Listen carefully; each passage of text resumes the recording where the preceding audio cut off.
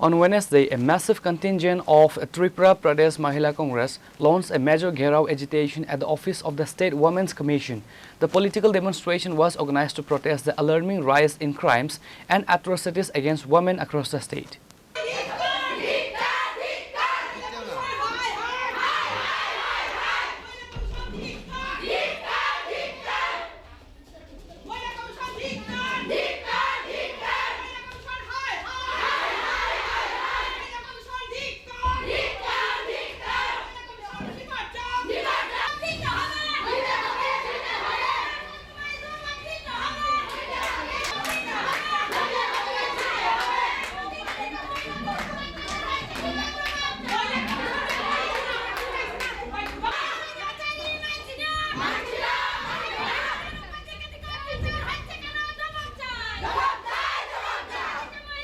Led by senior leadership, Women Party workers marched through the streets of Agartala, raising fierce slogans against the ruling administration and the perceived silence of the commission.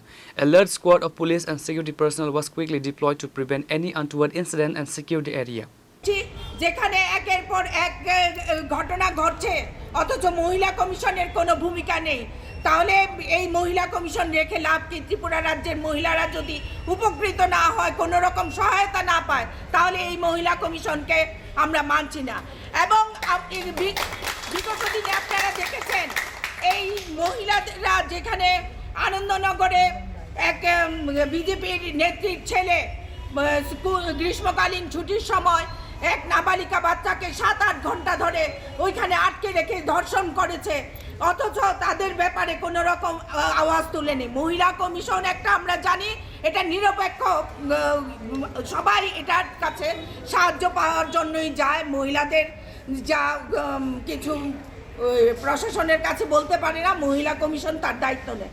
অথচ দেখা গেছে ত্রিপুরা রাজ্যে আজকে নতুন নয়, 8 বছর ধরে এই বিজেপি সরকার চলছে, একের পর এক মহিলা কমিশন চেঞ্জ হয়েছে তাদের, কিন্তু কোনো মহিলাদের স্বার্থে তারা কথা বলে না এবং মহিলাদের পাশে ওরা দাঁড়ায় না। তাই আজকে আমরা জানান দিতে এসেছি যে মনীষা দাসের হত্যাকাণ্ডে বিচার বিভাগীয় তদন্ত করার জন্য মহিলা কমিশন যদি না অগ্রসর হয়, তাহলে আমরা আজকে এখানে ঘেরাও করেছি। আগামী দিন সারা রাজ্যে আমরা সেই আন্দোলন গড়ে তুলব এবং মহিলাদের ন্যায় পাওয়ার জন্য মহিলা কংগ্রেস আগেও লড়েছে, এখনো লড়ছে।